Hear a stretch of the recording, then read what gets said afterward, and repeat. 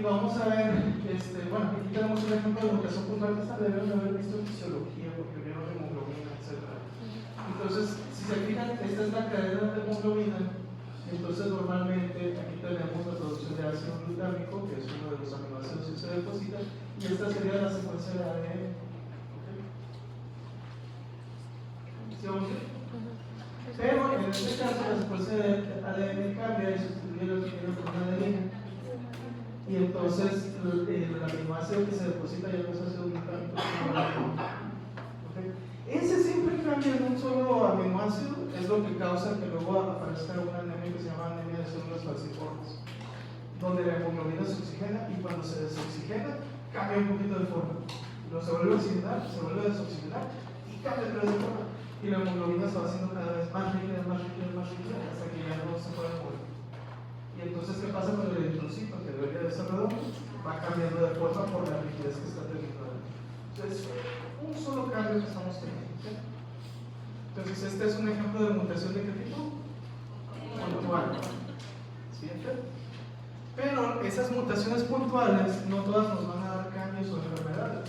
Entonces, tenemos mutaciones puntuales que les llamamos silentes. Este es el ejemplo. Tenemos una secuencia que es TTC, esta sería la original. ¿Ok? Y aquí tenemos una tripleta.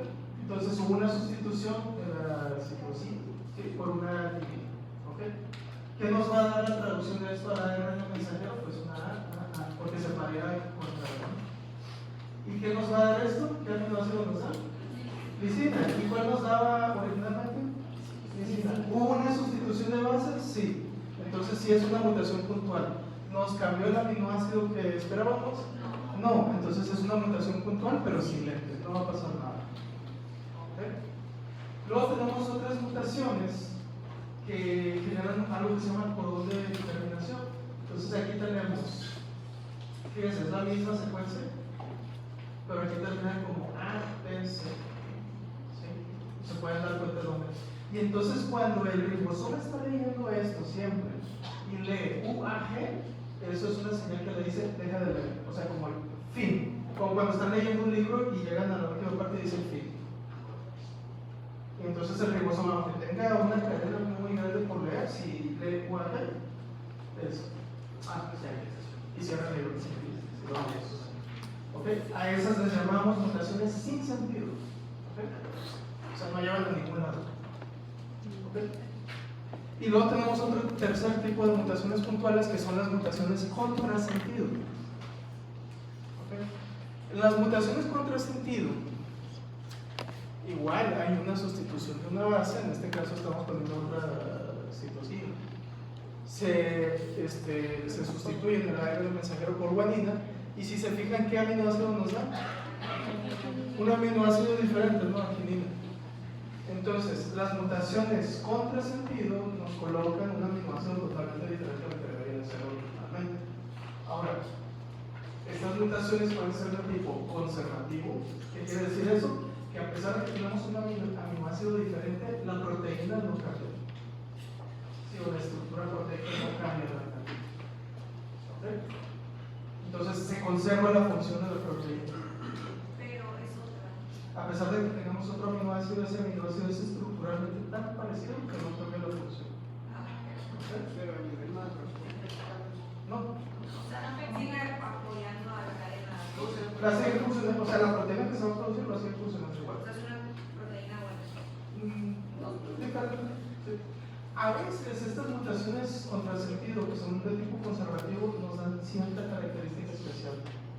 ¿Sí? Puede que sea más susceptible a un medicamento o más resistente, pero realmente la función de la proteína no está alterada. ¿Okay? Y luego tenemos mutaciones contrasentido de tipo no conservativo. Igual, nos da un aminoácido diferente, pero este aminoácido sí altera la estructura, ¿okay?, de la proteína. Porque estructuralmente este aminoácido no se parece al que originalmente debió de haber quedado. ¿Sí? Ah, ok, estamos viendo que enlaces se parecen a la Entonces, estos son aminoácidos que tienen, podemos decir, una carga positiva o base. ¿Sí? y este tiene una carga más polar. Entonces, estructuralmente la proteína, que esta es la parte importante, estructuralmente la proteína en una mutación contrasentido de tipo no conservativa, esa proteína va a funcionar diferente. O sea, puede que no funcione para nada, o que haga una función totalmente diferente, pero ya el aminoácido que cambiamos está haciendo que esté alterada esa proteína. ¿Y cuando ves los fármacos que dicen algo secundario? No necesariamente. Pero por ejemplo, vámonos a la presentación anterior, a la diapositiva anterior. Entonces, ¿qué tipo de mutación cultural es esta? Mutación contrasentido. Es contrasentido y es no conservativa. ¿Por qué? Porque la función de la proteína ahora sí está alterada. ¿Sí se entiende? Ok. Y eso es todo de esta. Muy bien. Siguiente. Pasamos a otro tipo de mutaciones que se les llama mutaciones por desplazamiento del marco de lectura. Dijimos que cada 3 bases es un codón, ¿no? Y nos va dando un aminoácido diferente. Entonces, pues esto lo agarran los colegas y lo van leyendo rapidísimo. Y entonces fíjense en esta secuencia, ¿cuántos codones tenemos aquí? 3. Codones, 1, 2, 3, 4, 5. ¿Okay? Y entonces ustedes pueden ver la secuencia original, GSDT, AGT, AGA, CGT, CGA. ¿Okay? Desplazamiento del marco de lectura quiere decir que hay una inserción de un aminoácido nuevo o una deleción de un aminoácido que viene. ¿Okay? Entonces pueden ser, los desplazamientos de marco de lectura pueden ser por inserción o deleción. Si hacemos una inserción de un aminoácido, fíjense que aquí puede insertar un nuevo aminoácido. Por cuestiones de comodidad, no voy a marcar. Y entonces fíjense la secuencia. El primer codón está normal o se conserva. El segundo codón, ¿cómo está? Se conserva. El tercer codón, ¿cómo está? Ya no nos va a dar el mismo aminoácido probablemente. ¿Ok? El siguiente codón, ¿está normal o se conserva? Está cambiado también. El que sigue está cambiado. Entonces, el desplazamiento de marco de lectura potencialmente nos puede cambiar toda la lectura a partir de donde se insertó el aminoácido. Y entonces, donde se insertó la base. Y entonces todos los aminoácidos ya ahora van a salir diferentes. ¿Sí se entiende? Sí, se recorrió, por eso se llama desplazamiento de marco de lectura.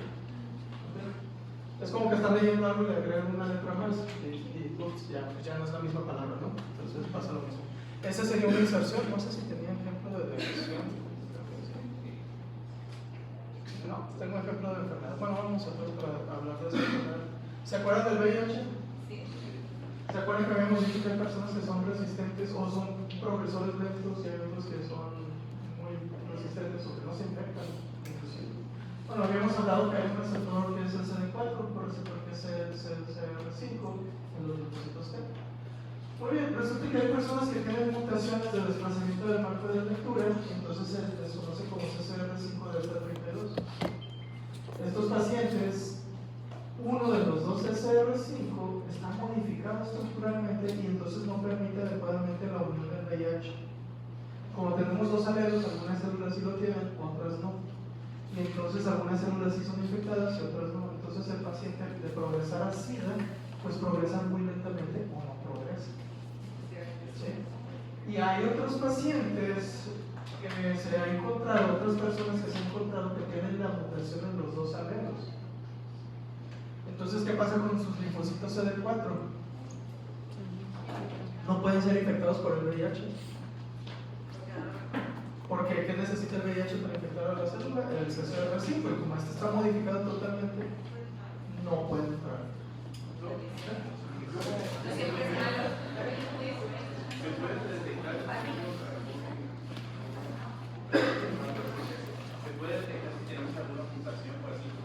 Pues sí, si nos hiciéramos análisis de mutaciones, se podría. O sea, sí se puede.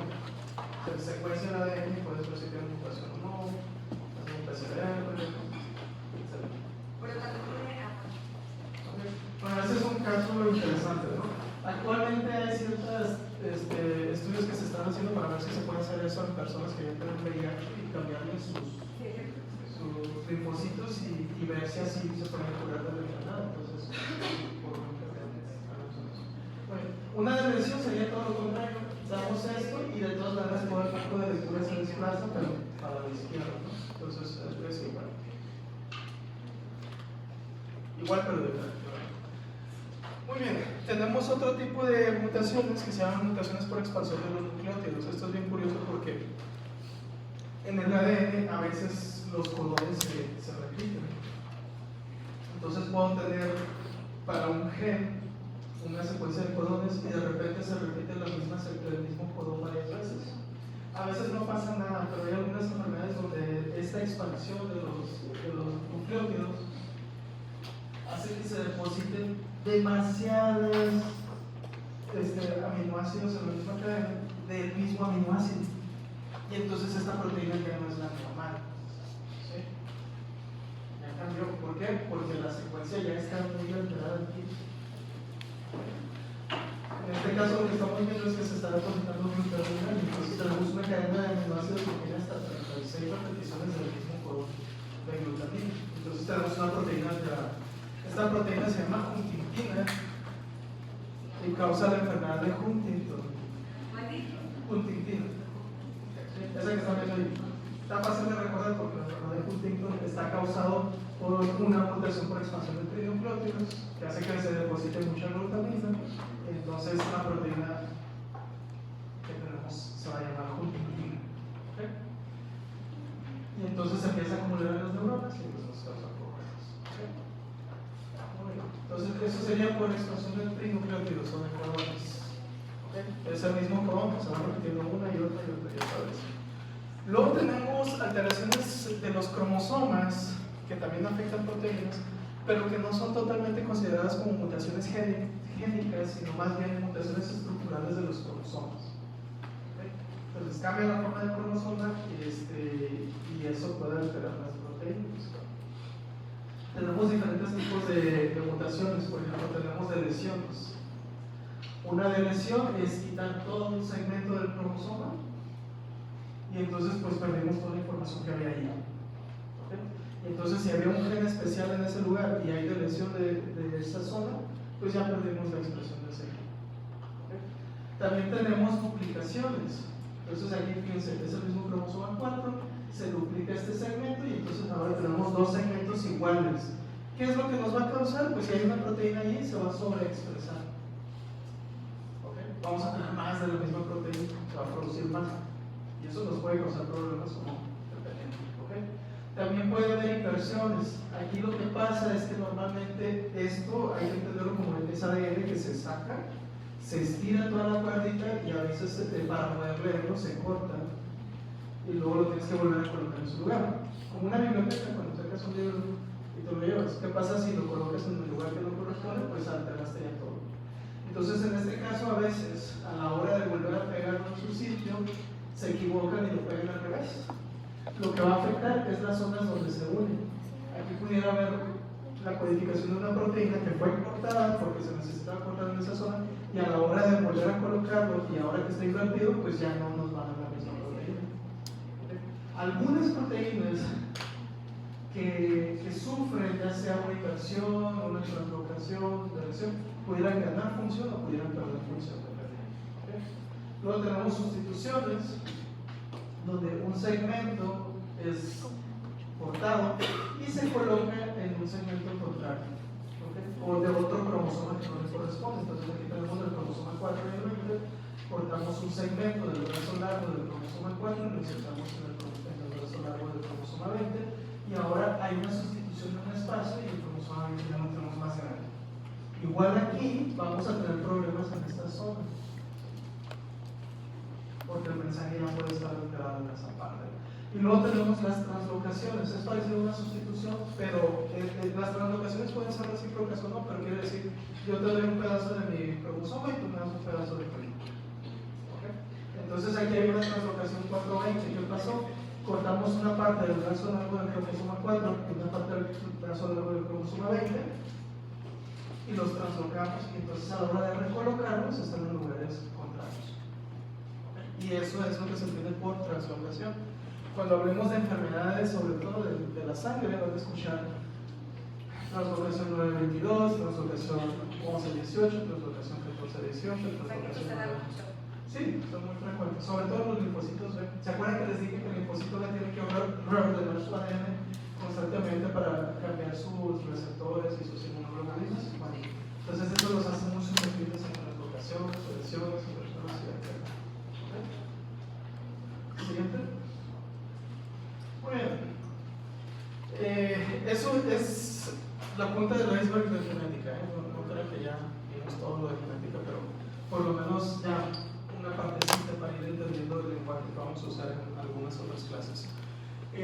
Tenemos 4 categorías principales de trastornos genéticos. A unos les llamamos enfermedades mendelianas. Estas son de las más famosas o que ustedes alguna vez han escuchado, porque también se le llama herencia mendeliana, ¿no? Son alteraciones que causan defectos en un solo gen, y lo más importante es que son hereditarias y se presentan en familias, ¿ok? Y entonces pueden ser trastornos o no, a veces son características solamente, por ejemplo, ojos azules, y entonces se transmite de manera mendeliana hacia los hijos, algunos lo tienen, otros no lo tienen, pero se hereda con el paso bueno, también las mutaciones se van a heredar.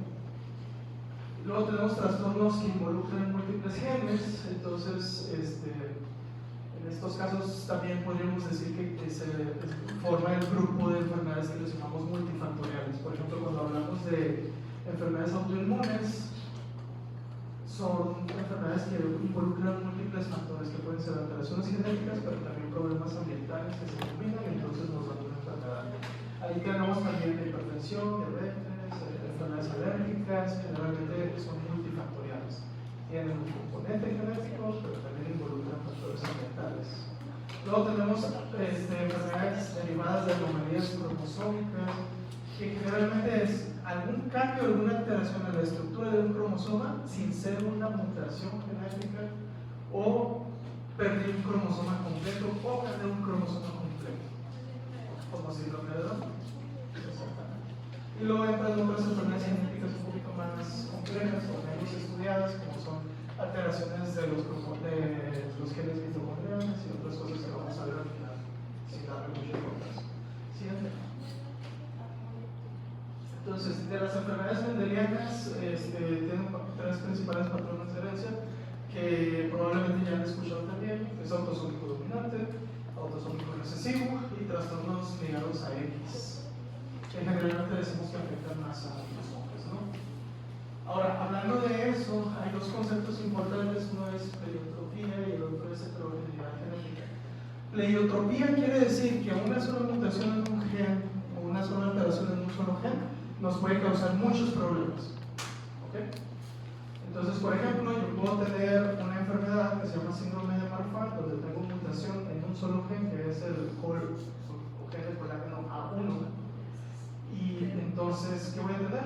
Una afectación del colágeno. ¿Cómo se va a manifestar? Con muchas distintas características clínicas que vamos a ver en el paciente. En cambio, la heterogeneidad genética quiere decir que la misma enfermedad, la misma patología que presenta el paciente puede estar siendo causada por varias diferentes mutaciones. Puede ser esta, o puede ser aquella, o puede ser de este cromosoma. Entonces, vamos a hablar un poquito de los ejemplos que tenemos ahí. Miren la siguiente. Ahí tenemos un paciente con síndrome de Marfan. Dijimos que generalmente es mutación en un solo gen del colágeno, generalmente col A1. Y entonces, ¿qué va a tener de características? Bueno, lo más notorio es un paciente alto con extremidades muy largas. Tiene aracnodactilia, entonces, si se fijan, ya tiene varias características por un solo gen afectado, ¿no? Tiene dedos largos, tiene el pecho excavado, tiene problemas de colapso de la válvula mitral, tiene desprendimiento de cristalino, subluxación de cristalino, cataratas, entre otros problemas. Entonces, ¿cómo le llamamos a esta alteración? O sea, que por un solo gen se presentan varios problemas. Pleiotropía. ¿Ok? Pasamos al siguiente. Muy bien, siguiente. Muy bien, de la retinitis pigmentosa es un problema que va afectando la retina poco a poco, se va perdiendo la capacidad visual. Y si se fijan, puede ser por mutaciones en el cromosoma 8, en el cromosoma X, en el cromosoma 6, en el cromosoma 17, el 1, 7.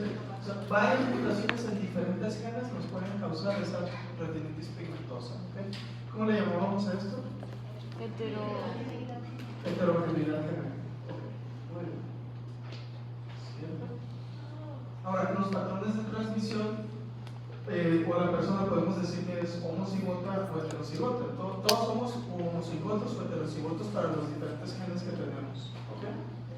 Homocigoto quiere decir que nuestros dos genes son iguales, nuestros dos alelos. No sé si se acuerdan, recibimos un cromosoma paterno y un materno de cada uno de los cromosomas que tenemos. ¿Okay? ¿Sí, verdad? ¿Cuántos cromosomas son? ¿Cuántos pares? 23 pares. Bueno, entonces, uno es viene de la mamá, otro del papá. Si el alelo que recibimos, o sea, si el gen que viene de la mamá es igual que el gen que recibimos de la mamá, entonces somos homocigotos para ese gen. ¿Okay? Heterocigoto quiere decir que yo tengo un gen que es de un tipo y un gen que es de otro. Generalmente aquí se manifiestan con letras mayúsculas y minúsculas, entonces sería gen dominante y gen recesivo. Quiere decir que ¿cuál se va a expresar en el fenotipo de la persona? El dominante. Y el recesivo queda así como en silencio, aunque puede ser heredado. Okay. Y tenemos homocigotos que tienen doble gen recesivo. Entonces, ¿cuál se va a expresar? Pues el gen recesivo. Okay. Un ejemplo que no tiene que ver con enfermedades podría ser el color del cabello. Si yo tengo un papá de color de cabello oscuro y mi mamá es de color de cabello clarito, el cabello oscuro es un gen dominante y el cabello clarito es un gen recesivo. Entonces, cuando tengan hijos, es lo más probable que vayan a tener dos hijos heredados. Cabello oscuro. ¿Okay? Otro ejemplo lo vimos en histología. El tipo de sangre. El tipo es recesivo y el tipo A es dominante. Entonces, si yo soy tipo O y mi esposa es tipo A, ¿qué tipo de sangre tendría mi hijo más probablemente? ¿Sí? Puede que sea A o, pero ¿qué se va a manifestar? ¿Okay? Eso depende de si el papá es heterocigoto o no, las patrones también varían con eso. Entonces, patrones de transmisión, el autosómico dominante, si ustedes se fijan, aquí tenemos la mamá, vamos a decir que tiene un alelo dominante. Entonces, cuando se hace la mezcla, vamos a tener un hijo que hereda el alelo recesivo de la mamá y el alelo recesivo del papá. Luego tenemos uno que hereda alelo dominante de la mamá, alelo recesivo del papá. ¿Sí? Luego tenemos otro que hereda igual, alelo dominante recesivo, y luego otro recesivo. Entonces, los trastornos o las condiciones autosómicas dominantes se manifiestan, ya sea homocigoto o heterocigoto de la persona. Si está el alelo dominante, se va a manifestar. ¿Okay? ¿Sí se entiende? Sí. Por lo menos uno de los padres necesita que esté afectado, puede afectar a ambos sexos, o sea, no hace distinción entre hombre y mujer. ¿Y cuál es la probabilidad, si llegan a tener un hijo esa pareja, de que el hijo presente el mismo rasgo? 50%. ¿Okay? Las características del paciente, si hablamos de enfermedades, pueden tener diferentes tipos de penetrancia. Entonces hay genes que ya decimos que tienen alta penetrancia, eso quiere decir que se van a manifestar fuerte, y hay otros genes que tienen poca penetrancia, entonces no se van a manifestar tan fuerte. Entonces se vuelve más complicado conforme lo vamos analizando, ¿no? Pero espero que se vayan entendiendo. Pasamos al siguiente patrón de transmisión, que es autosómico recesivo. Si se fijan arriba, tenemos un padre que tiene, aquí ya no es dominante recesivo, ¿okay? Esta es una enfermedad, ¿sí? Y si se fijan, los dos padres son heterocigotos para la enfermedad, ¿ok? Vamos a decir que tienen fibrosis, el gen de fibrosis quística, para poner un ejemplo. Entonces, si se fijan, la mamá tiene un alelo con el gen de fibrosis quística y el papá también. Ambos padres son portadores de la enfermedad, pero no tienen la enfermedad, porque son heterocigotos, el gen es autosómico recesivo y el que se expresa es el dominante. Cuando ellos tienen a sus hijos, un hijo hereda el gen sano de los padres y entonces pues están libres de la enfermedad y no es portador tampoco. ¿Sí? Los hijos heredan el gen con la enfermedad, que sería el gen de fibrosis quística, pero tienen un gen sano que es dominante. Entonces son portadores, pero no van a manifestar la enfermedad. Y uno de los hijos le toca la mala suerte de que hereda el gen con la enfermedad de la mamá y el gen con la enfermedad del papá, y entonces va a manifestar la enfermedad. ¿Okay? Entonces, además de ser portador, va a tener fibrosis quística este muchacho. ¿Okay? Entre más cantidad de hijos tengan, más posibilidad tienen de que puedan tener estas enfermedades o sí. Pues sí, aumentas la posibilidad. O sea, no quiere decir que el primero, esto es probabilidad. O sea, chance y el primero te sale así, y el segundo también, y el tercero también. Porque es probabilidad, es azar, como cuando tiras un dado. ¿Sí? Pero en ese caso estamos hablando de que tiene la enfermedad predominante o el que no tiene la enfermedad. No. ¿Qué necesitamos para que se manifieste la enfermedad? Que los ¿Que dos, sea heterocigoto o que sea homocigoto el paciente? que sea Es homocigoto, fíjense que sus dos alelos son del mismo tipo. monocigoto. Entonces, para que una enfermedad autosómico recesiva se exprese, el paciente sí o sí tiene que estar Los dos alelos. homocigoto. Los dos alelos. Sus dos tienen que estar afectados. ¿Ok? O sea, por ejemplo, hay enfermedades que son autosómico dominantes. Entonces, con que yo reciba el gen ya sea de mi papá o de mi mamá, voy a tener una enfermedad. Las que son autosómico recesiva, necesito heredar el gen de mi mamá y de mi papá con la enfermedad para que se manifieste. Entonces ocurre cuando los dos alelos son mutantes o tipos de enfermedad. El rasgo generalmente no afecta a los padres, a menos que el padre también sea homocigoto. Y ahí las probabilidades cambian también. ¿Okay? Entonces, va a cambiar todo eso. Sí, porque como que no van a perder ciertos portadores por lo mismo. Sí. Luego, los hermanos tienen una posibilidad de 4 si los dos padres son heterocigotos, se están afectados. ¿Okay? Bueno, ahí dice que es el 25% de 4, ¿no? O sea, no es el 1, o sea, De ser afectados. Ellos están cargando la enfermedad, pero no están afectados. Entonces tienes 25 y 25, 50, 25, 75 y 25, 100. pero no es como que se reinicia, o sea, por ejemplo, es Cada embarazo cada embarazo es Sí, es una tirada de dados. ¿Qué posibilidad tienes de sacar uno? Entonces es una de 6, ¿no? Okay, entonces tiras y te salen, y luego vuelves a tirar y sigues teniendo la misma posibilidad, no se va aumentando. Sí, son chidos. En un dado. ¿Sí? Este es un dado de 4 caras. 50, 60. Ahora, como los dos alelos están afectados, la enfermedad cuando se presenta tiene penetrancia total, o sea, se va a manifestar, ¿ok? ¿Sí? A diferencia de un autosómico dominante que puede que el otro alelo esté sano y entonces haga un poquito de trabajito para mitigar la enfermedad o cosas así. Entonces, en este no tienes para dónde hacerte, heredaste tanto de papá de la mamá la enfermedad como de mala suerte. Entonces, doctor,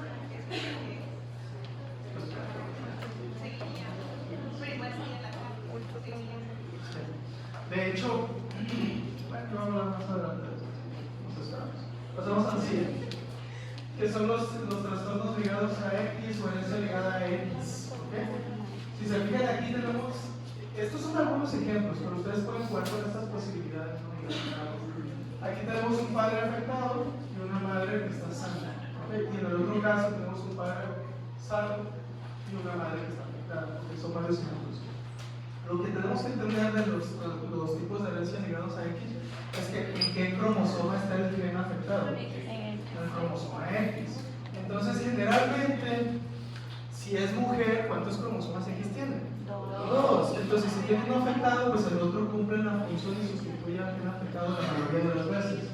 En cambio, los hombres, ¿cuántos cromosomas X tenemos? 1.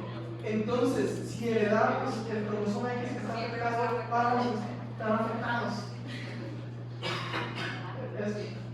Siempre nos pasa lo peor.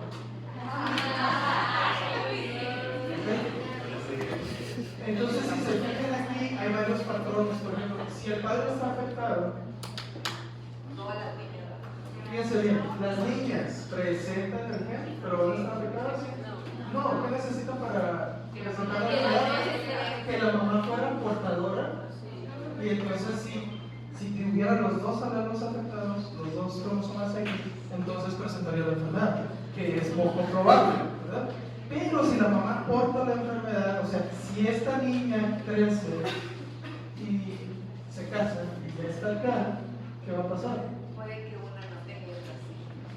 Dependiendo que su hijo. Si tiene un hijo y le hereda el cromosoma X afectado, ese hijo va a tener el problema. Pero igual que las niñas, ¿no? Pero las niñas no van a No, las presentar niñas nada. no, Solo son portadores. ¿Ok? ¿Han escuchado de la hemofilia? Lo vamos a ver. Es un trastorno ligado a X. Entonces, ¿a quienes afectan más? A los hombres. Muy raro que veamos una niña con hemofilia. No quiere decir que imposible porque puede tener los dos cromosomas. Y hay una historia bien padre que les invito a investigar. Está ¿El de la reina? en Wikipedia, ¿no? Que es de la familia real europea. Está bonito porque toda la familia europea, por ahí de los tiempos de la Primera Guerra Mundial, estaban emparentados. O sea, la reina de Inglaterra, con el rey de España, con el de Francia, con el de Alemania, con el de Rusia. Y todos los hombres les afectaba, o sea, en la familia, algunos hombres tenían hemofilia, de toda esta extensa familia. El caso más famoso fue el hijo del zar de Rusia. Exactamente. Ese niño tenía hemofilia. Y venía desde la reina de Inglaterra, que les había heredado eso. Muy bien. ¿Sí? Bueno, ahí tenemos diferentes tipos de enfermedades. Si se fijan, tenemos enfermedades de herencia autosómico dominante como la hipercolesterolemia infantil. Eso quiere decir que si yo tengo el gen APO de hipercolesterolemia simuleo, pues voy a tener hipercolesterolemia infantil a pesar de que solo tengo uno de los dos alelos afectados. Y ahí vienen otros síndrome de Marfan, los síndromes de Alzheimer, etc. De autosómico recesivo, la gran mayoría son enfermedades enzimáticas. Sí, ahorita vamos a hablar un poquito más de ello. Y de trastornos ligados a X, pues tenemos el síndrome X frágil, la distrofia muscular de Duchenne y hemofilia, que en algún momento vamos a ver algunos de estos, pero que, acuérdense, afecta principalmente, o en su gran mayoría va a afectar a hombres. Entonces, también tenemos cosas por las que sufrir, no solo las mujeres con sus enfermedades autoinmunes, etc. Y entonces, las enfermedades mendelianas, si se fijan, pueden ser enfermedades en genes que codifican proteínas estructurales, o sea, el colágeno, la fibrilina, etc. Tenemos enfermedades que afectan proteínas receptoras o canales. Y tenemos enfermedades que afectan genes que codifican enzimas, ¿sí? Y también enfermedades que son codificadoras de proteínas de crecimiento, que eso lo vamos a dejar para el cáncer. Casi como regla general, no es el 100% de las ocasiones, pero esto les va a servir en algún momento si hacen un examen y no se acuerdan bien de algo. Las enfermedades que afectan proteínas estructurales, la gran mayoría son autosómico dominante. Las enfermedades que afectan enzimas, o sea, proteínas o genes codificadores de enzimas, son autosómico recesivo. Y pues no, eso no importa. Entonces, ahí va. ¿Okay? Entonces, si están haciendo un examen y les hablan de enfermedad de Tay-Sachs o no sé, fenilcetonuria, etcétera, que son enfermedades enzimáticas, y les preguntan, ¿cuál es el patrón de herencia más probable? Es autosómico recesivo. Si les hablan de alguna enfermedad que afecta una proteína estructural, ya sea para el colágeno, fibras elásticas, etcétera, entonces va a ser autosómico dominante, la gran mayoría de las veces.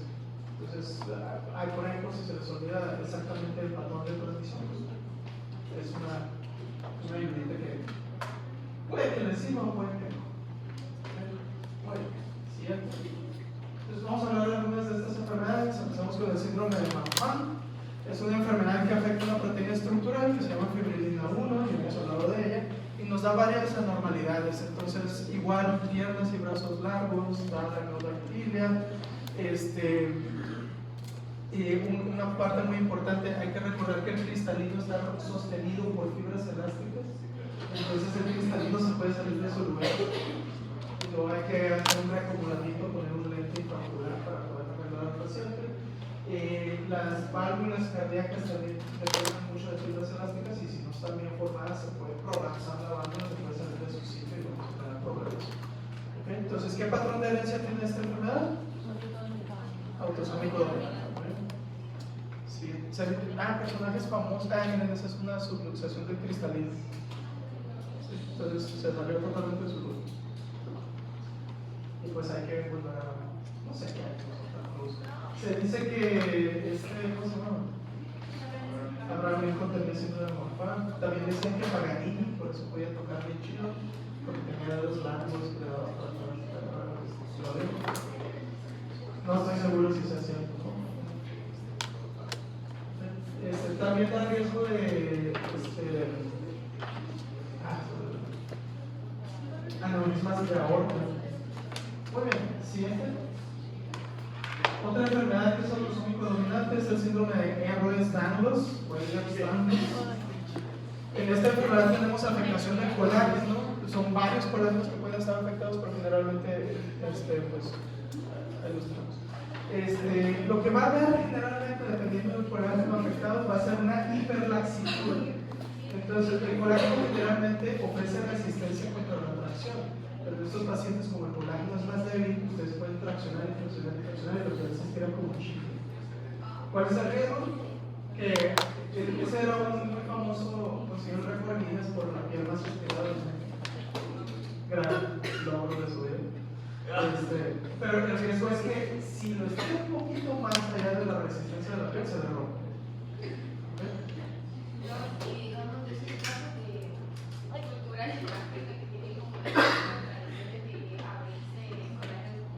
Pero lo hace poco a poco. Si vas despacito, o sea, tú te puedes poner un anillito aquí en la boca que te haga así y cada vez vas aumentando hasta que tengas un plato grande. O también el cuello, la piel se adapta. El mejor ejemplo que tenemos es la gente obesa. Yo voy engordando, ¿qué pasa con el cuello? Está estirando. ¿Qué pasa si desengordo rápidamente?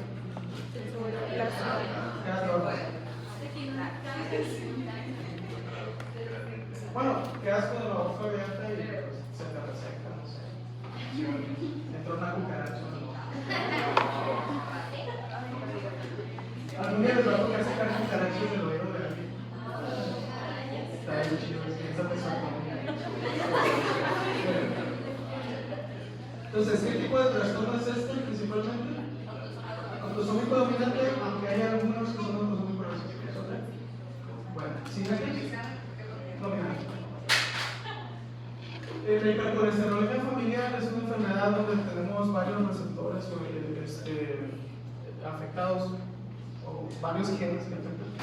Pero en general lo que está afectado es el receptor de LDL. Entonces el problema que vamos a tener es que el LDL no entra a la célula, lo tenemos circulando constantemente. Entonces estos pacientes, como tienen el LDL en sangre elevado, colesterol LDL elevadísimo. Esto les causa enfermedades cardiovasculares más fácilmente porque desarrollan aterosclerosis con facilidad. Es un trastorno autosómico dominante, es importante recordarse de eso. ¿Okay? Y hay más de 900 mutaciones diferentes, ¿okay? O sea, son varios genes que pueden estar afectados por las causas de esta hipercolesterolemia familiar. ¿Okay? Entonces, ese es otro ejemplo de enfermedad autosómico dominante. Pasamos al siguiente, que es la fibrosis quística. La fibrosis quística es una enfermedad que afecta a un transportador, que es el transportador de cloro de las células. Entonces, ¿qué es lo que va a pasar? Depende del órgano. Hay ciertos órganos que el transportador de cloro es hacia adentro y hay otros órganos que el transportador de cloro va hacia afuera. ¿Okay? Por ejemplo, en el páncreas el transportador de cloro iría hacia afuera. Y entonces, si está afectado, ¿qué pasa? No sale cloro a la secreción del páncreas. Y si no sale cloro, no jala agua. Y entonces, ¿cómo es la secreción del páncreas? En los pulmones pasa lo mismo, en el tracto bronquial. el transportador debería de sacar cloro, pero como el Ay, mira, transportador no funciona, la proteína no funciona, entonces no sale cloro. Entonces, ¿qué pasa con el moco en los pulmones? Se va haciendo cada vez más y más y más espeso y es más fácil que tenga infecciones hepáticas. Lo que vamos a ver es que, por ejemplo, el transportador de cloro de la glándula sudorípara funciona al revés, es el cloro, y en este caso, como no lo tiene, el sudor va a tener una alta cantidad de cloro. Entonces, una de las pruebas diagnósticas es medir niveles de cloro en sudor. Es una enfermedad autosómico recesiva, ¿okay? Es más frecuente en poblaciones blancas y se da más, como es autosómico recesivo, se da más en contextos de familias consanguíneas. Aquí en Nuevo León es muy frecuente. Hay una alta incidencia de fibrosis quística. Cuando hice mi servicio social en Guadalupe, tuve una familia que tenía un hijo con fibrosis quística. Y sí, los padres eran primos. Entonces,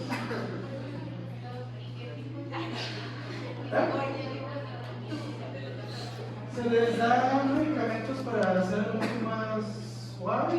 Esa es una de las cosas, se tiene que detectar a tiempo. Entonces, su gran mayoría Mucho es dinero. familiar. Sí. O sea, es que ¿qué es más, ¿cómo es más probable que eres alelos autosómicos recesivos? Pues sí. Si dentro de la familia cargan ese gen, pues sí, pero yo los recomiendo, no sé qué hacen con primos o primas o personas muy cercanas. No, es una ridiculez de tipo de... No tiene motivo alguno. ¿Hasta qué generación te podrías decir? ¿Tercera, cuarta? No sé. Ay, Porque creo que se descarga. si nos vamos a la Biblia no prohíbe el matrimonio entre primos.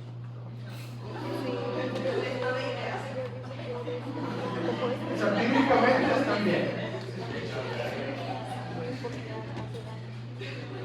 Creo que ni entre hermanos, ¿no? Bueno, es que en aquella época casi no había gente. Es lo que pasó aquí en Nuevo León. Llegó mucha gente de Europa, judíos que venían huyendo y pues no salieron de aquí. Lo que yo les recomiendo es que se busquen una persona de más lejos del mundo posible los separados.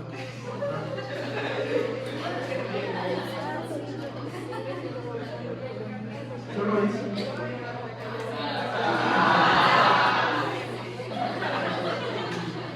¿Quieren disminuir el riesgo de estas enfermedades políticas? Ahora, por ejemplo, bueno, ahora no, ¿sí? Muy bien. Entonces, aquí tenemos, si se fijan, esto es en la glándula sudorípara, lo que dijimos es el transportador de cloro, que el gen que podrían decir CFTR, que es Cystic Fibrosis Transporter Receptor, algo así. Es el que mete cloro hacia dentro de la célula. Entonces, ¿qué pasa? Perdemos ese transportador y ¿qué pasa con el cloro en el sudor? Aumenta. En el páncreas o en el epitelio respiratorio pasa al revés. ¿Hacia dónde va el transportador de cloro? Hacia afuera. Y entonces cuando sale cloro jala agua y el moco se hace más líquido. Pero en este caso, ¿qué pasa si perdemos el transportador de cloro? El cloro se queda en la célula y ¿qué pasa con el moco? No va a jalar agua y se vuelve espeso. Y entonces vienen infecciones y otros problemas, bronquiectasias y varias otras cosas que vamos a ver cuando veamos pulmón específicamente. ¿Okay? No tenemos. Muy bien, infecciones que puede haber, pues principalmente quédense con pseudomonas aeruginosa y mucordalia cepacia, aunque cualquier otra agente infeccioso les puede dar. ¿Okay? En páncreas, los pacientes terminan con pancreatitis por los tapones de moco que se hacen, se liberan las enzimas hepáticas y no llegan al intestino y pues el páncreas se queda haciendo pancreatitis. Y uno de los primeros datos es que el bebé nace y pasan las primeras 2 horas y no hace popó. Es muy importante hacer popó. Entonces, si un bebé nace y no hace popó, ojo ahí, pueden ser varias cosas que pueden estar pasando. Lo primero que se hace es que se revisa el ano para ver que tenga huequito. Aunque parezca ridículo, pero se hace. Y después ya revisas a ver si no hay otro problema. Y uno de los problemas que puede hacer es fibrosis quística. Sobre todo si los papás son primos. Pues, ¿ok? Entre muchos otros trastornos. Tómale foto a esto para que tengan todos los datos. Pero lo principal, la mayor preocupación son los pulmones y el páncreas, porque es algo que te puede matar.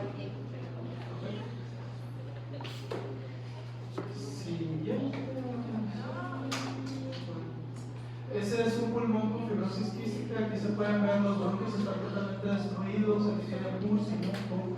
Pues, parece esa la natilla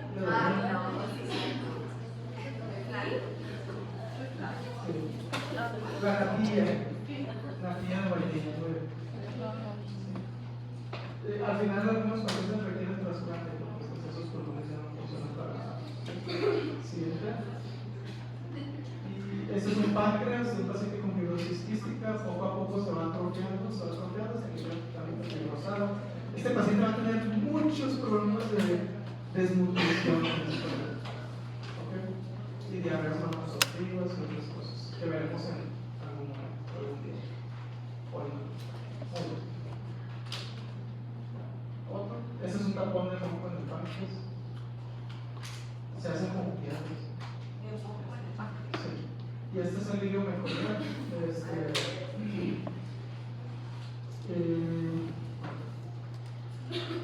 Normalmente tendría que pasar todo el medio de contraste, pero aquí lo que estamos viendo es que no pasa y los asas intestinales están totalmente dilatadas. Entonces ahí se tapó toda la popó porque no tienen líquido. Eso es otra cosa, si son estreñidos, tomen mucho agua. Bueno. Otra enfermedad es una enfermedad sistemática que se llama fenilcetonuria. Es una enfermedad de qué tipo? Autosómico recesivo. Como la gran mayoría de las enfermedades enzimáticas. Allí sí no se sacrifican pensar mucho. ¿Okay? Es una inhabilidad para convertir la fenilalanina tirosina. Afecta, dependiendo de dónde estemos, afecta a la población de diferente forma. Aquí en México no es tan prevalente, pero si nos vamos a Islandia, por ejemplo, hay mucha fenilcetonuria. Sobre todo en Islandia, que es la isla esta pequeñita donde todos son primos. Es como un Nuevo León, pero y entonces en Islandia diseñaron una aplicación. Si vas a salir con alguien, primero cheques el registro para ver si no son primos o están emparentados. Porque así se dan mucho cero. Entonces, para evitar eso, ¿ok? Obviamente los pacientes van a ser homocigotos para presentar la enfermedad. Y los problemas que van a presentar es que la fenilalanina que se va acumulando llega a ser tóxica para el cerebro. Entonces va a causar daño en el cerebro, sobre todo en la etapa de desarrollo del bebé y del niño. Entonces, estos pacientes lo que se puede hacer es restringir la dieta para que no ingieran fenilalanina. Y hay varios alimentos. ¿Y una vez que sean adultos? Ya adultos pueden regresar a una dieta normal, pero si es mujer y se embaraza, tiene que volver a su dieta especial, porque los niveles de fenilalanina van a estar elevados y aunque el bebé no sea fenilcetonúrico, va a estar afectado. La verdad no tengo ni idea, pero voy a decir pescado. Y chicles. No, la verdad no, que la debo. Ahí sí se la debo. Pero les digo mi medicina. Entonces, ¿por qué las mujeres que están embarazadas, que tienen fenilcetonuria, tienen que modificar su dieta? Porque los niveles de fenilalanina se elevan o están elevados y sí afectan a la vida, aunque el bebé no tenga los problemas. Muy bien. Otro tipo de... Esa enfermedad siempre va a ser porque es emparentada. O sea, es más riesgo si son consanguíneos. Pero, por ejemplo, puedes coincidir que haya tenido puede que mi esposa, aunque venga de Brasil, tenga fenilcetonuria o no estamos emparentados. Y aún así te la lleva el bien. Entonces, si yo también tengo el bien, pues ya vale.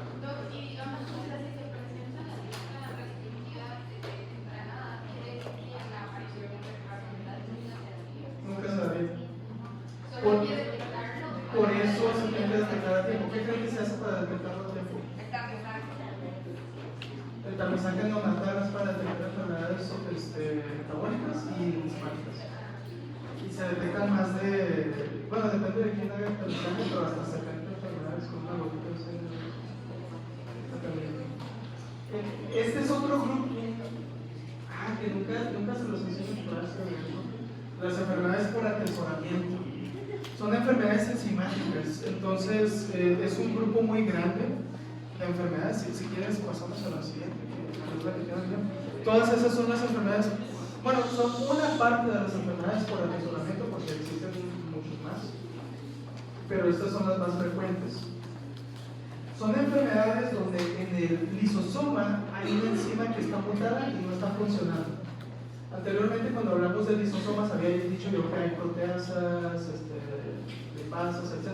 Pero realmente esas proteasas son muy específicas. ¿Okay? No crean que solo existe proteasa, sino hay varios tipos, y así hay para carbohidratos y hay para lípidos. Son muchísimas enzimas variadas. Entonces, por ejemplo, me voy a ir a una de mis favoritas, que es la enfermedad de Gaucher, que ahorita no estoy viendo. Y entonces, ¿cuál es la enzima deficiente? Una enzima que se llama glucocerebrosidasa, que agarra los glucocerebrósidos que pueden existir en el cuerpo y los descompone para que puedan ser eliminados. Entonces, el paciente con la enfermedad de Gaucher no tiene glucocerebrosidasa y entonces empieza a acumular mucho glucocerebrósido en el cuerpo. Llegan los macrófagos y lo fagocitan, pero no tienen la enzima para destruir el glucocerebrósido y lo van a acumular. ¿Cuál es el problema? Estos macrófagos se empiezan a acumular en médula ósea, en pulmón, en hígado, en vaso, y perdemos la función de estos órganos. Además, los glucocerebrósidos se empiezan a acumular en el cerebro, entonces el paciente va a presentar retraso mental, ¿okay? Neumonías, anemias, etc. ¿Okay? Porque es una cosa. Se van a acumular, de hecho les hacemos las biopsias y están llenos de macrófagos, llenos de este material que es glucocerebrósido. Y así tenemos varios, entonces, esfingolipidosis y otros. El más frecuente de todas las enfermedades por atesoramiento es la enfermedad de Gaucher. Es la más frecuente, por eso es que me enfoco más en ella. Pero en exámenes, sobre todo de pediatría, les podrían preguntar de la enfermedad de Niemann-Pick, el Fabry o las mucopolisacaridosis, que son bastante populares también. Lo vamos a dejar para después esto, o sea, vamos a ver estas enfermedades probablemente en la parte del segmento de enfermedades pediátricas. Pero ahorita más para que vean que existen muchas enfermedades por atesoramiento. Siguiente. Bueno, por nombrar algunas otras, tenemos las glucogenosis, tenemos varios tipos de glucogenosis. Entonces, tenemos una de tipo hepático, donde el principal problema que vamos a tener es que no podemos transformar el glucógeno en glucosa, entonces se empieza a acumular en el hígado y vamos a tener un niño con hepatomegalia. ¿Cuál es el problema con eso? Pues si no tenemos glucosa en sangre, pues vamos a tener una persona muy mal. Pero entonces también el glucógeno de sus músculos se queda. Depende, porque existe la otra, que es el tipo miopático, donde el glucógeno muscular no se puede transformar en glucosa. Y entonces, no. ¿Qué pasa si hacen ejercicio? Pues no tienen energía. No tienen energía y entonces.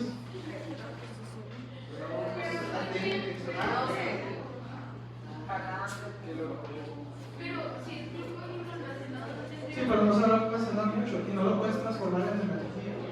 ya no se da la idea de la glucosa de glucosa. O sea, si recién comen y luego van. Pudiera ser si mantiene ciertos niveles, pero realmente estos pacientes cuando empiezan a hacer un ejercicio, luego les dan calambre, se fatigan rápidamente y si hacen ejercicio realmente luego van al baño y orinan rojito. ¿Por qué? Porque ¿qué pasa? Es una domiolisis. Entonces se va destruyendo el músculo porque si no tiene energía, si no puede producir ATP, fallan las bombas y ¿qué pasa con la célula? Se echa y Pero si está llegando el glucosa, lo que no está pudiendo es extraer el glucógeno. sí, de hecho tienen el glucógeno allá adentro. No lo Entonces tampoco bajan de peso, porque está almacenado el glucógeno. Pero este día. Pero es que tienes un límite, o sea, si ya tienes mucho glucógeno ya no vas a matar más. Ok. Y si utilizan suplementos así como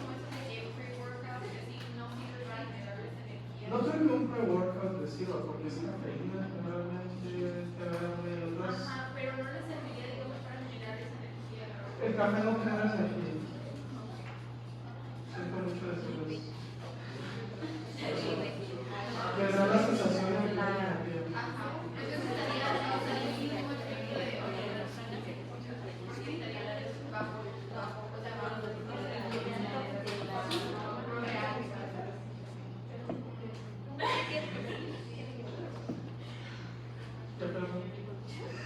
Tal vez alguno de ustedes tiene eso y va a fiesta física y le da clases y no sabe. Se lo puedo decir. La que afecta al hígado se llama enfermedad de Von Gil. No me acuerdo cómo se llama, la del tipo miopático. Se los debo, por ejemplo. Y luego, no era, no sé cómo se llama de fondo, la de fondo cardíaca. Ahí se los debo. Vamos a ver eso. Y tenemos una glucogenosis cardíaca que pues es lo mismo que en el músculo esquelético, pero en el corazón. Bueno, siguiente. Muy bien, vamos a pasar a otra parte de enfermedades genéticas. ¿Cómo vamos el tiempo?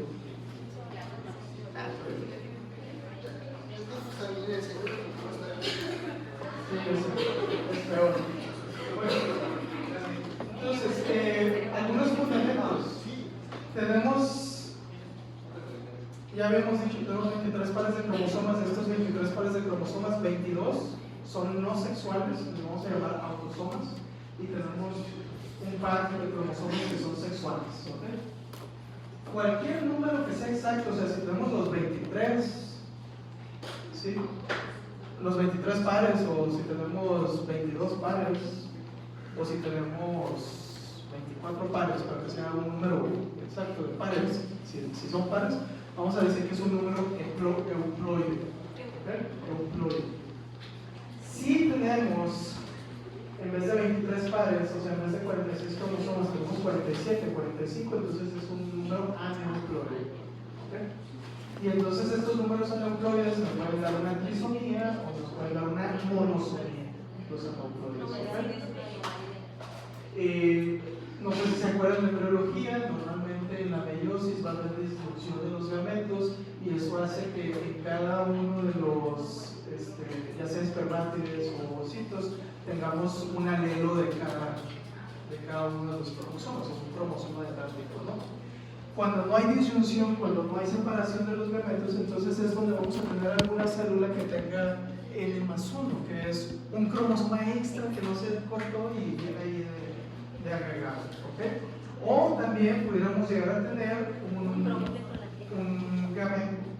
una célula que tenga menos uno de los cromosomas que deberían tener, ¿ok? Entonces, si el que fecunda es el que tiene el cromosoma extra, nos va a dar probablemente una trisomía o más. Y si lo que le falta es un cromosoma, pues nos daría una monosomía, ¿ok? Seguimos a la siguiente. Bueno, aquí lo estamos viendo otra vez. Entonces, dependiendo si tenemos un cromosoma extra, entonces le llamaríamos trisomía. Si tenemos un cromosoma faltante, pues es monosomía. Entonces, por ejemplo, tenemos pacientes que solo reciben un cromosoma X porque no hubo una disyunción de los cromosomas y entonces solo son X. Y entonces esa es una monosomía. ¿Okay? ¿Sí lo vieron? ¿Cómo se llama esa enfermedad? Pues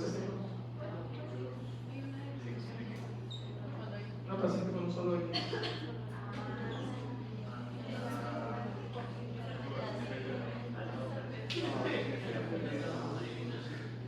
Pero digamos, una paciente que solo tenga ese cromosoma también debería Sí, va a tener una manifestación física. o sea, que tenga una infección. No, bueno. ¿Qué sería? ¿Niño o niña? Niña. Niña. Pero solo tengo una X. ¿Y cómo se veía en el placebo? Ahorita lo vamos a ver. ¿Ok? O por ejemplo, podríamos tener un paciente que sea XXY. Va a ser niño. ¿Cómo se llama ese síndrome? Empieza con K. Que me enferma. Ahora, como dato curioso, si hay una monosomía de un autosoma, lo más probable es que ese bebé ni siquiera vaya a existir. ¿Ok? ¿Okay? Cuando apenas empieza a formar la módula, va revisando toda la secuencia y dice, no, nos falta un cromosoma, terminamos. Si hay trisomía de autosomas, generalmente sí, dependiendo de la trisomía, pero sí pudiera llegar a término. Pero las monosomías que involucran autosomas son incompatibles con la ley. ¿Okay? Entonces las monosomías que observamos pues, son de cromosomas sexuales, por eso el síndrome de Turner. ¿Okay? Muy bien, ¿qué nos falta? Bueno, trisomías y algunas monosomías de cromosomas. O sea, todo lo que vimos. Generalmente para hacer los estudios, lo que hacen los genetistas es que cultivan células y las estimulan para que entren en mitosis y luego frenan la mitosis cuando están todos los cromosomas abiertos y entonces se ponen a catalogarlos. Esto que ven ustedes no crean que así es, o sea, estos son recortes de fotos que hace el genetista y los va acomodando. Entonces ellos saben cuánto mide cada cromosoma y dependiendo de la medición del cromosoma es el cromosoma que corresponde. Si se fijan, los cromosomas tienen diferentes bandas, entonces también se guían por la estructura de las bandas y los van acomodando. Sí, obviamente es como que tú ves una sopa de letras y tú vas agarrando las letras y acomodándolas. ¿Sí? Como un montón de espaguetis y luego los sacas y los acomodas. Y entonces, ¿esta persona qué es? ¿Niño o niña? Niña. Es lo que quieres hacer. Es niña. ¿Por qué? Porque ¿cuántos cromosomas X tienen? 2. ¿Okay? Y luego tenemos el otro ejemplo que es el de, ¿cómo se llama? El de un niño. Y entonces, ¿cuántos cromosomas X tenemos? Uno, tenemos un cromosoma de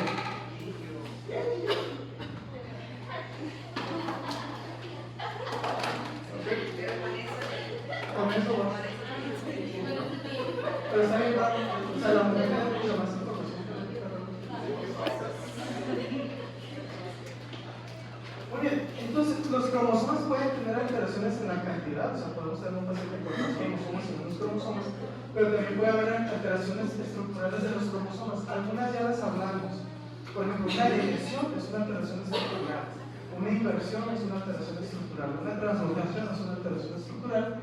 Pudiéramos también tener isocromosomas, donde en vez de que se corte el cromosoma de esta manera, se está cortando de una manera transversal y entonces tenemos un cromosoma con una información, un cromosoma con otra, y cuando eso se reparte a la familia, pues ya no les toca el cromosoma que corresponde.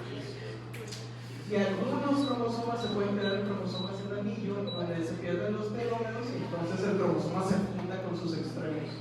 Eso es muy frecuente en síndrome de Down.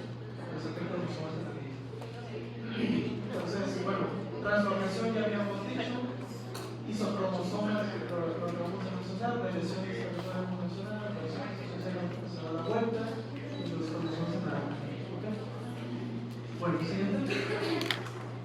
Bueno, vamos a hablar de algunas enfermedades que afectan a cromosomas. Empezamos con 3 trisomías y van a ser las únicas 3 que vamos a ver. Tenemos trisomía 21, también conocida como síndrome de Down. Entonces sabemos que el cromosoma 21 tiene 3 o una copia extra del cromosoma 21. Es el trastorno cromosómico más común. 95% de los trastornos en el número de cromosomas corresponden a una trisomía 21. O sea, es el más frecuente. La edad es uno de los factores más importantes si se fijan. ¿Cuál probabilidad hay de que nazca un niño con síndrome de Down que tenga una mujer menor de 20 años? 1 en 1550 nacimientos. Pero cuando la mujer llega a 45 años, 1 de cada 25 embarazos va a tener un niño con síndrome de Down. Entonces, cambia bastante. Algunos datos físicos que vamos a ver lo que es un cuello más o menos grueso. Lo más típico es que vamos a tener un pliegue mecánico, entonces los ojos van a presentar un pliegue más o menos asiático, pero mucho más exagerado. Lo otro que podríamos ver es que tiene un pliegue simiesco. Si ustedes se fijan, normalmente las crestas, los pliegues de la mano son variados y en estos pacientes hay un solo pliegue. Entonces, por eso le llaman simiesco, por los chelitos que mueven así con la mano. También pueden tener clinodactilia, y entonces este dedo está inclinado hacia Eso cuando se con el puño que no es sobre. Como yo, pero a mí me pasó un accidente.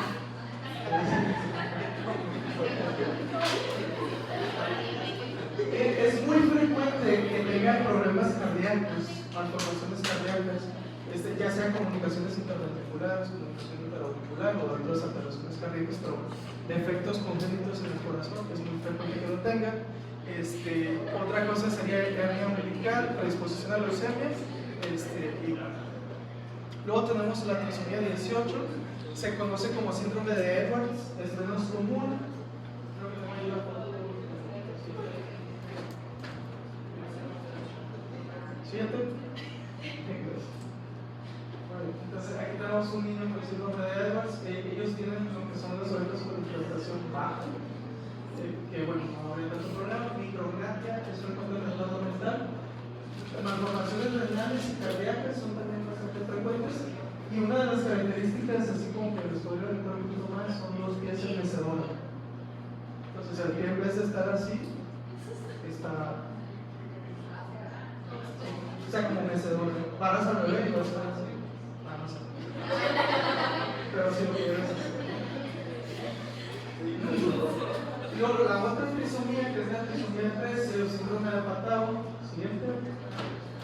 Esta todavía es más rara, no una cara que se ve, y es una de las que más me tocó ver en el hospital cuando hacemos autopsias de niños. Es una enfermedad que da microftalmia, o a veces inclusive pueden hacer como síntomas, como un solo ojo. Sí. No, realmente no tienen ojos, solo tienen algo ahí. O sea, no hay ojo nada, sino. O sea, se Suena como un intento de huequito. y en el Fallece. La mayoría se pueden hacer.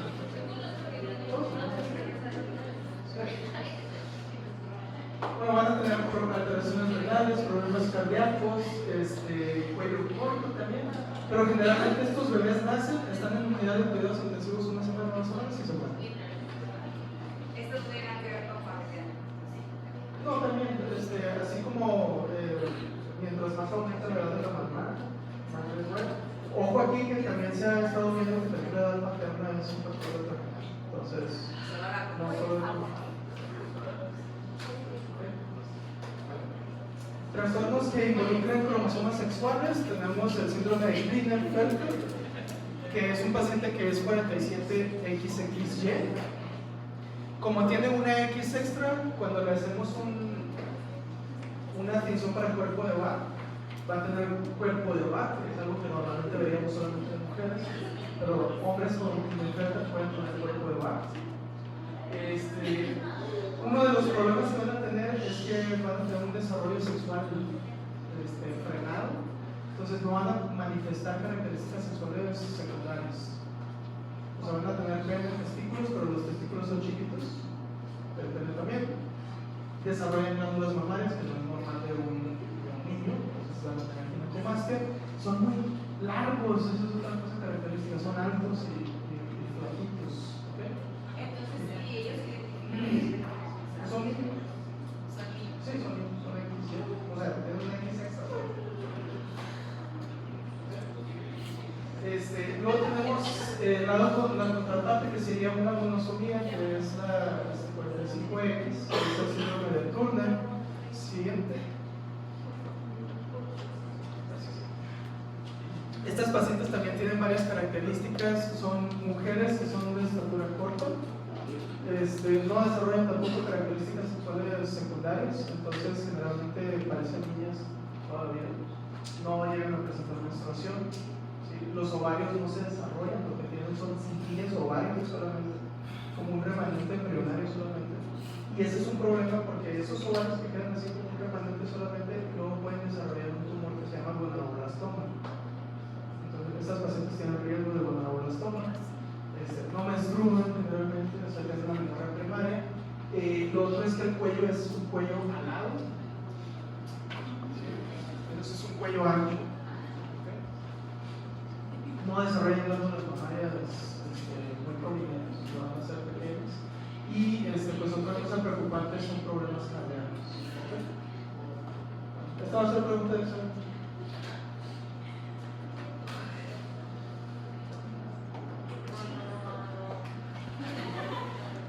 Tumor ovárico asociado a síndrome de Turner.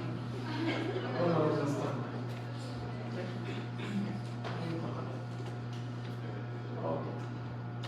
Vamos a ver con. ¿Sí?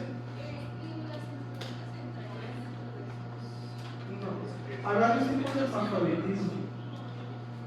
Entonces, creo que lo van a ver en genética. Klinefelter no es un hermafroditismo. Entonces, hermafroditismo, así general, podemos decir que son personas que no tienen un sexo definido. No por voluntad o psicológicamente, sino físicamente. O sea, tienen los dos.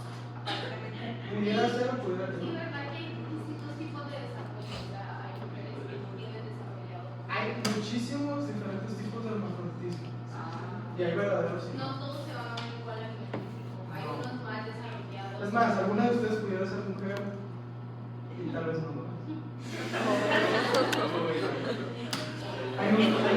Uno de los síndromes se llama síndrome de Sawyer.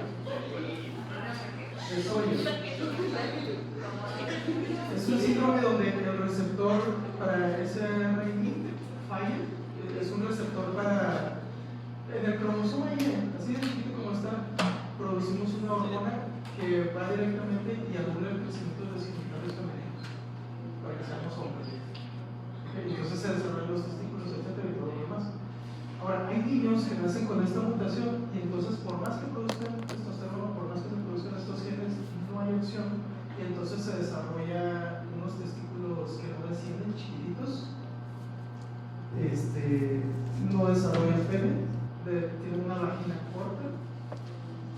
Sí, porque se quedó como al inicio. Nacen y cuando los ve el doctor, ¿qué dice? Es niña, porque se ve como una niña. Porque para que el niño parezca niño, aunque sea bebé, necesita testosterona. Aquí en estos no les hace efecto. Pero no igual, o sea, ¿qué rasgos faciales? Niña, de hecho, hay un capítulo del Doctor House que lo explica. pero esto sí, lo dicen muchos. Son las mujeres más bonitas que hay. Y se identifican como niñas también, ellas hormonalmente. Ellos Sí, Con o sea, razón. por eso les digo, algunos de ustedes pudieran ser.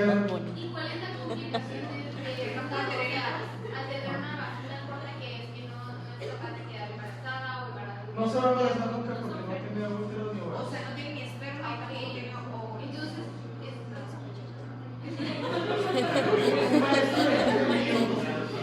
Un maestro de higiene mío nos contó una vez en una brigada médica, vayan a la brigada siempre con casos bien raros. Consultaron a una muchacha que ella y su pareja no se podían embarazar. Nunca había menstruado. Ese es uno de los datos. Porque no va a menstruar si no tiene útero, ¿verdad? Entonces, ¿qué dices? No estoy menstruando, pues chido, ¿no? Chido, ¿no? Entonces, esta pareja pues quería tener hijos y no podía. Entonces se hicieron los estudios para la fertilidad y todo, y pues antecedentes le habían quitado dos células chiquitas que tenían las ingles para llevar el bebé. Eran los testículos. Que ahora, esos testículos nunca le iban a servir. Porque no tenían receptor para. Entonces pensaron que eran especiales. O sea, que realmente ahí es cuando Pero, y esto lo dijo mi maestro, dijo, la muchacha estaba guapísima. Entonces, ese es un hermafroditismo. Porque como no hay nada de efecto de la testosterona, no hay ningún carácter pero le masculino. crece el busto Son muy femeninas y crece el busto. y son altas y delgadas, como modelos. Muchos modelos pudieran ser. Yo no sé, o sea, a mí no me consta, pero dicen que Nicole Kidman. Ya les había comentado. Y ella no puede tener hijos. No tiene hijos. Y es alta y es guapa.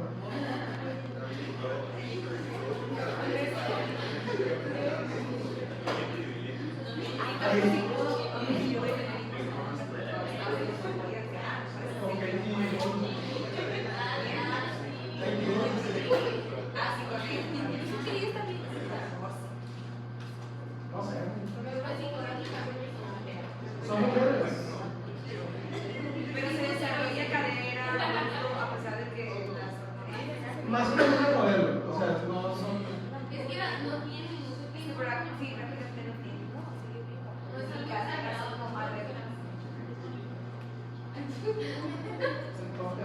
Ese es un tipo, ¿no?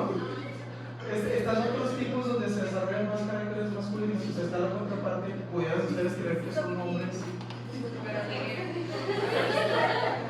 No, y pueden tener pene y todo, y resulta que no. O sea, hay muchos trastornos. Entonces, generalmente pasa lo mismo, que con suerte se dice la pareja no puede tener hijos, y resulta que al señor le dicen, pues que usted no es hombre, ¿verdad?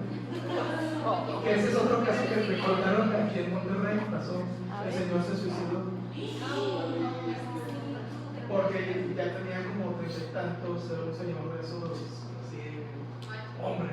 No pueden tener hijos y el médico no supo cómo decirlo. Entonces, imagínate, es que no se tiene la conciencia de qué tan grave puede ser recibir a alguien. No, pero si tienen pene en testículos, ¿cuál sería la falla interna? Que esos testículos no sirven para nada. O que tenga útero también, ¿no? Porque hay otros que tienen. O sea, es posible que tenga útero. Pero miren, yo no soy experto en eso. Pero está hablando de chiste. Eso es un problema. Ya lo ves. Muy bien, vamos a hablar de trastornos de un solo gen con herencia no clásica. Eso de ahí me da mucha atención porque van a ver el examen y están nexos.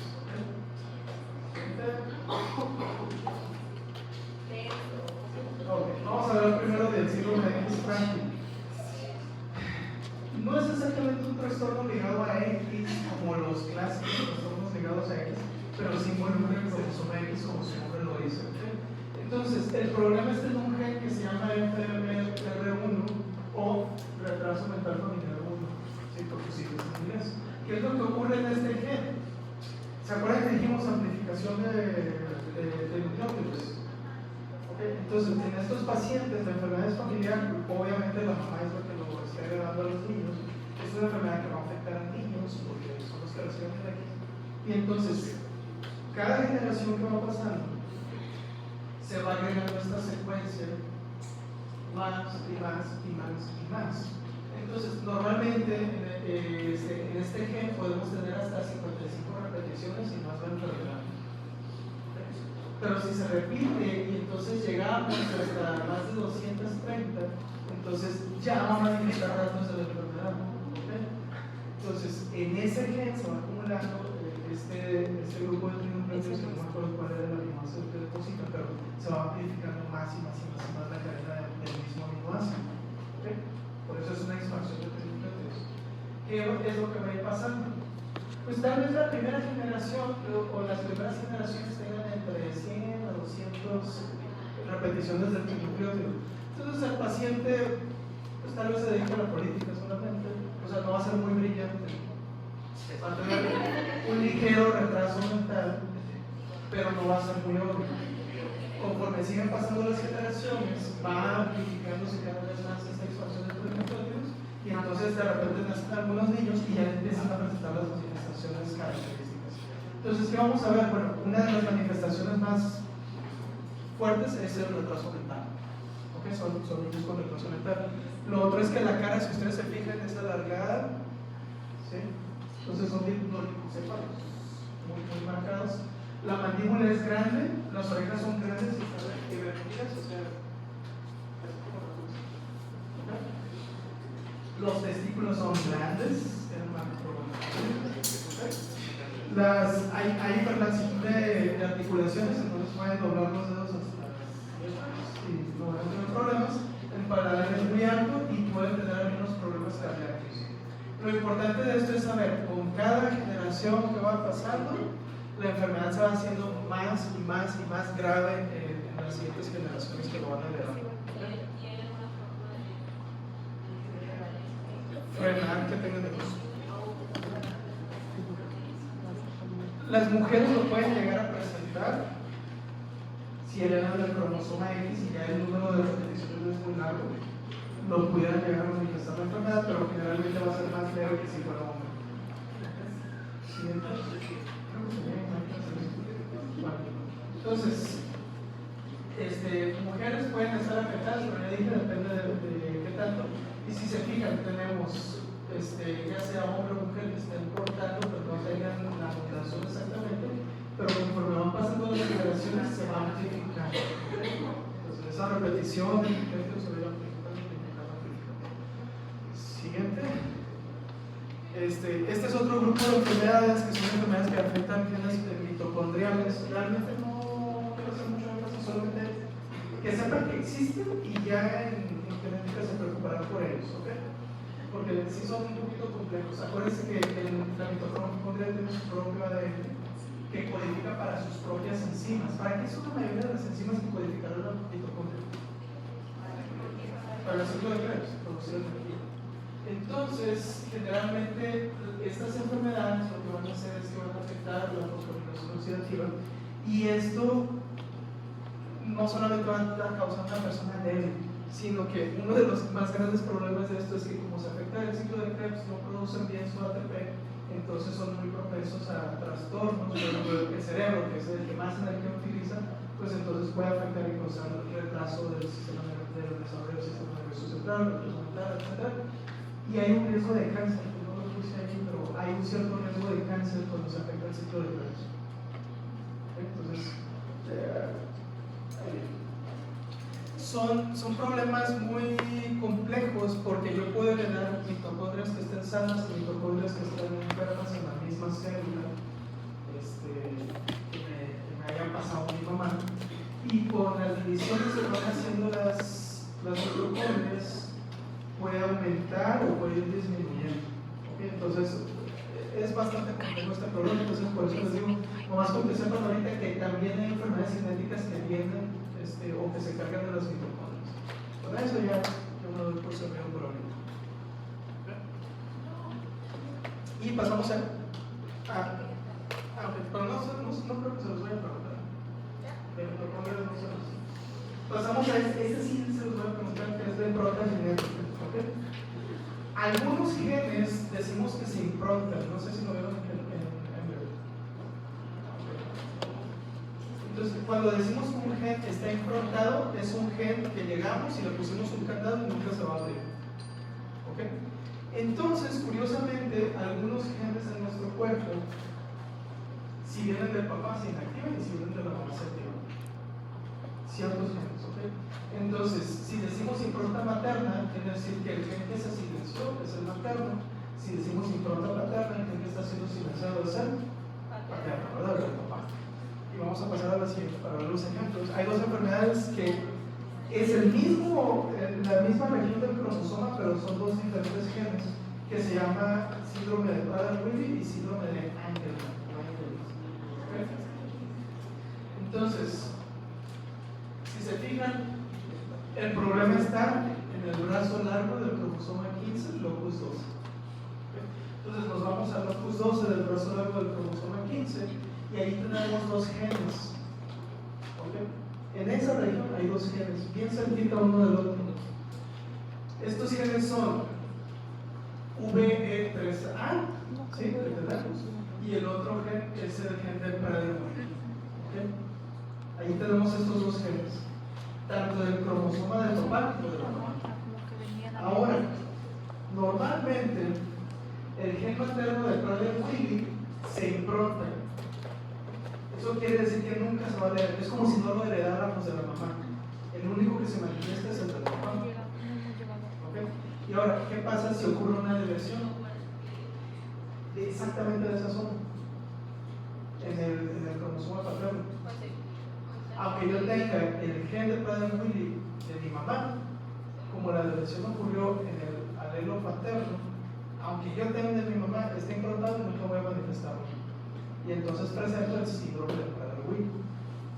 ¿Okay? Pero hay los dos. ¿Sí se entendió o no? O lo estoy complicando mucho. Fíjense bien, en ambos cromosomas tenemos los mismos genes, ¿se fijan? Ok, pero ¿qué pasa con el gen de Prader-Willi de la mamá? Se impronta, entonces, aunque lo tengamos, nunca se va a expresar. ¿Qué pasa si ocurre una lesión? Porque así lo digo. O sea, está diseñado para improntar. Siempre cuando Siempre. llega mamá. El de la mamá, el gen de Prader Willi de la mamá se impronta. Entonces dependemos solamente del gen del papá. Y si el gen del papá sufre una lesión, o sea, Tampoco se presenta todo. pues no vamos a tener el gen y vamos a presentar la enfermedad que se llama síndrome de Prader Willi. Ya. Entonces siempre va a ser paterno. Se desarrolla. De lesión del cromosoma paterno. Por eso dice ahí de lesión 15q12 paterno. A ver, de la primera, sí, que la mujer y de los pacientes de lesión.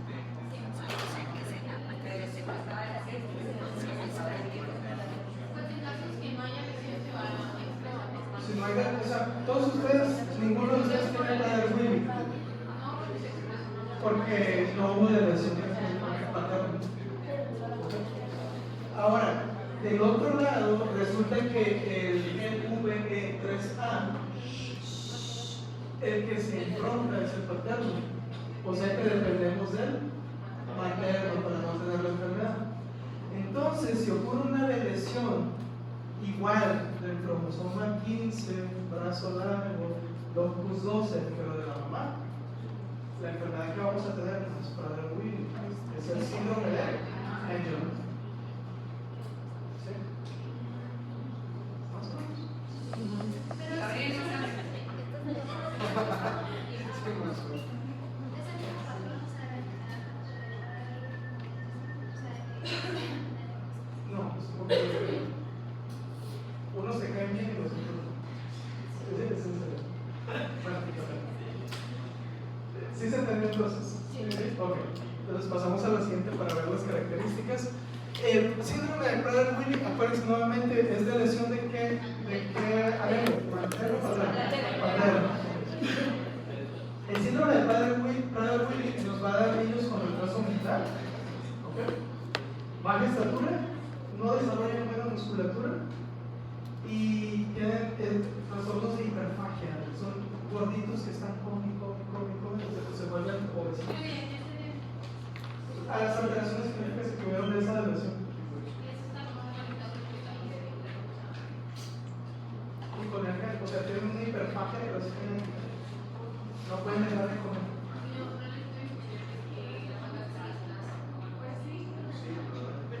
Así comiendo. No creo, no sé si que uno llegue a servir, pero no dudo. Pero no lo sé, pero no. ¿Ok? Bueno, además de eso, hipogonadismo. Entonces tienen un retraso mental. Los niños con síndrome de Angelman, como se pronuncia, también tienen retraso mental, pero les dicen que son los angelitos sonrientes o los angelitos payasitos. No importa en qué momento vean ese niño, siempre va a estar sonriendo. Pero que se le ve cierto retraso. Ambos tienen retraso. Solamente que por eso les digo, unos les van a caer bien porque se la pasan sonriendo, o sea, siempre les van a dar una sonrisa, no importa qué tanto sea. Desarrollan microcefalia, ustedes pueden ver un poquito cómo es más ancha la cara que la cabeza. Y bueno, otras cosas que pueden tener es mancha táxica, que sería por una falta de desarrollo adecuado del cerebro, y pueden desarrollar convulsiones. Pero lo más característico es el angelito sonriente.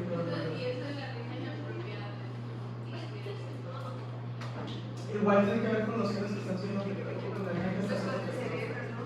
O sea, ese gen VB3 es... ¿Sí? Bueno, ¿sí se entendió? Sí. Ok. Va a haber una pregunta bien difícil de impronta genética. Y pues ya. Ya terminamos lo de genes. Todo un capítulo hoy.